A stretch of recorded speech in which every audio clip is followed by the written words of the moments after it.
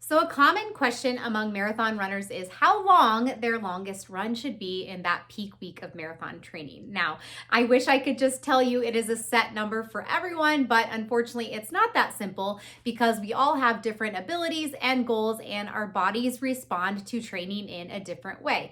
So, from this video, I'm going to give you enough information that by the end, you should feel really comfortable with deciding how long your long run should be.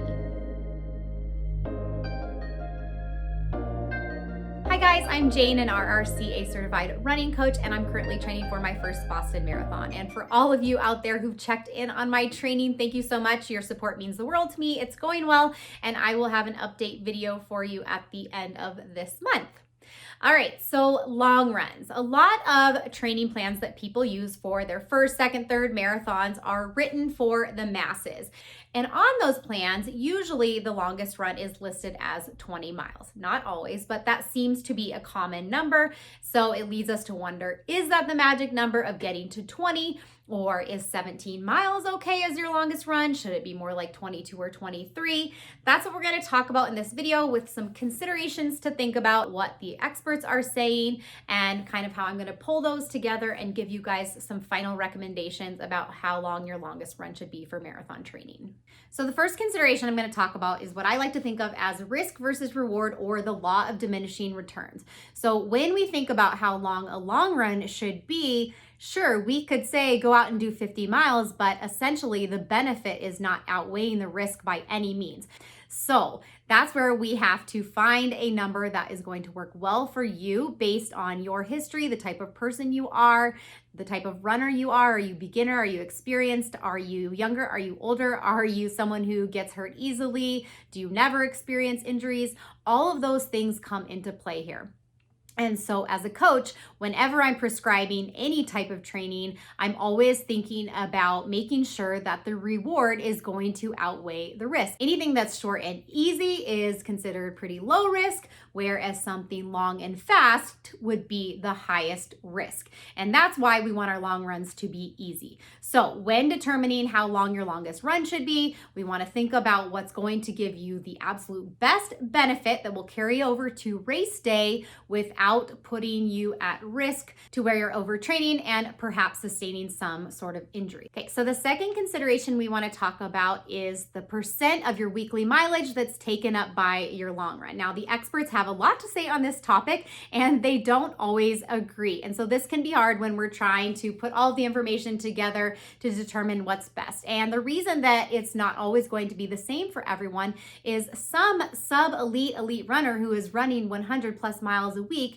yeah, their long run is going to be a pretty low percentage of that total mileage, but maybe for a beginner who is running 35 to 40 miles a week, then it's really difficult to get that long run to some of those low percentages that are being recommended. It's also been thought that going up to about 50% of weekly mileage for the long run is not going to put you in any bad spot or a risky situation where you are still getting enough mileage during the week. Anything really between 25 to 50% of your weekly mileage is probably good for your long run, depending on how much mileage you're doing, with that sweet spot of about 35 to 45% for most people. The third consideration is to think about, is 20 miles really a magic number when it comes to the long run?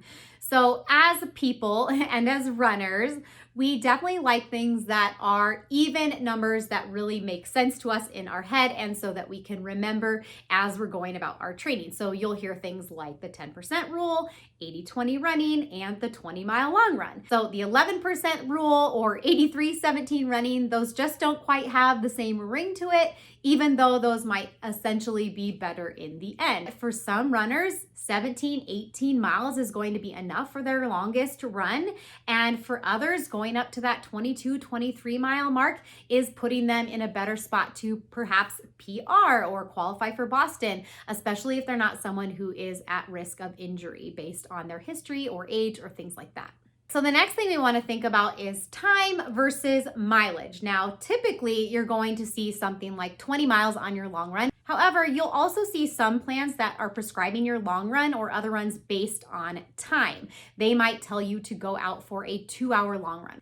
Mileage might work better for one person, whereas time works better for someone else, which we'll get into that a little bit as well. So the next one has to do with the mental aspect of the long run. Ultimately, is it giving you the confidence that you need to feel like you can get through all 26.2 miles in the marathon? So going back to 20 miles being a magic number, it's not a magic number. 19.7 is going to be just fine instead of getting to that 20, at least physically speaking. However, for many runners, especially runners who haven't run a marathon before, or maybe they've only done one or two, getting into those 20s is a big mental hurdle. And once they've passed that and gotten into the 20s, since their marathon is going to be in the 20s as well, they start to think, okay, I got to the 20s, I can do 6.2 miles more.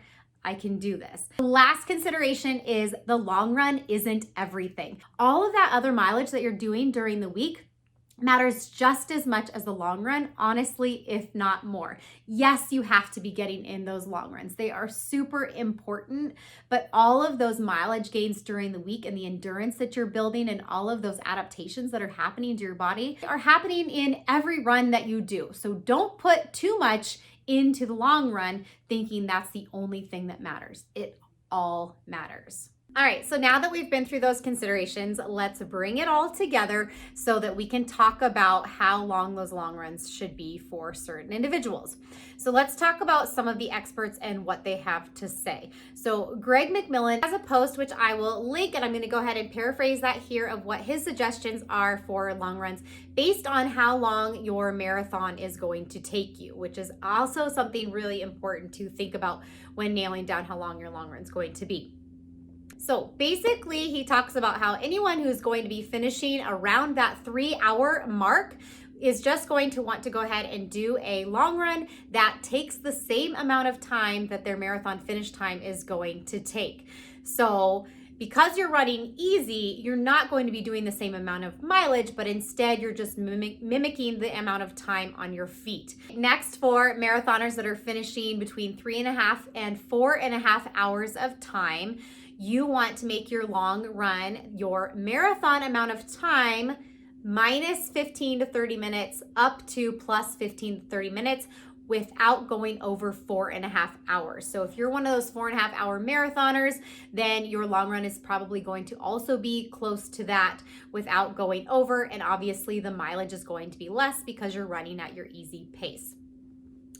For the people who are finishing in the 5 to 6 plus hour range, he wants your maximum long run to be no more than 4 to 4.5 hours. So you're not going to get the same amount of time on your feet that you'll be getting when you run the marathon, but it is enough. It is plenty to go out there and be able to get through your marathon with a successful experience. All right, now Jack Daniels is very, very different. I just highlighted this portion from his book, but he says 25 to 30% of your weekly mileage should come from your long run, no more than that, and that you should cap it at 2.5 hours. He strictly bases his recommendations on time and thinks that pretty much every runner should be doing those 2.5 hour long runs, not really less and not really more. So you can see between McMillan and Daniels, those are a very big difference, 2.5 hours to 4.5 hours. And the consideration here is back to that risk reward that I talked about, is that in Daniel's eyes, you're not getting enough benefit from going anywhere over 2.5 hours, where obviously McMillan disagrees on that fact. So I'm gonna go ahead and give recommendations based on your marathon finish time. And obviously there are other individual factors at play here. So you kind of want to think about this as a range. So my recommendation for anyone who is maybe that 3:15 to 4 hour marathoner range is do the 20-mile long runs on your schedule.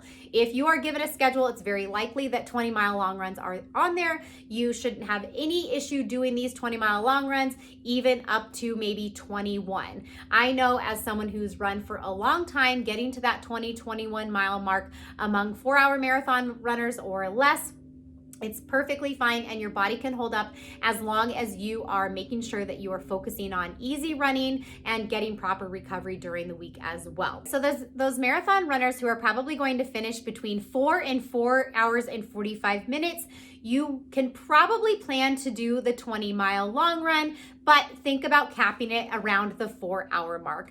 Even though McMillan says going up to 4.5, I do think that that's really pushing it. That's a lot of time to be on your feet, and capping it at 4 hours is probably your best bet without getting too risky.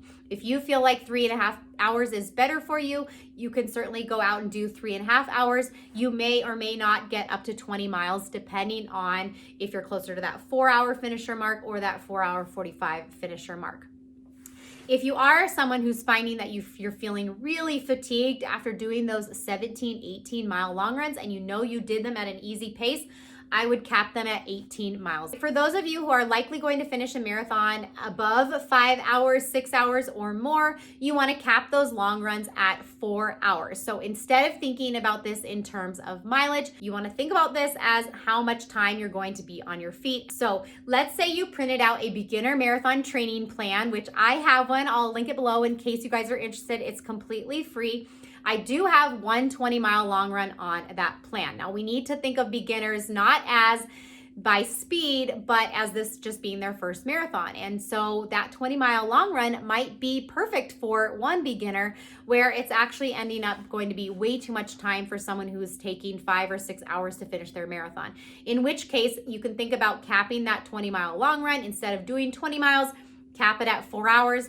Wherever you are, you can just stop it and then you can be done, knowing that you're going to get the maximum benefit without potentially putting your body into a danger zone of getting injured.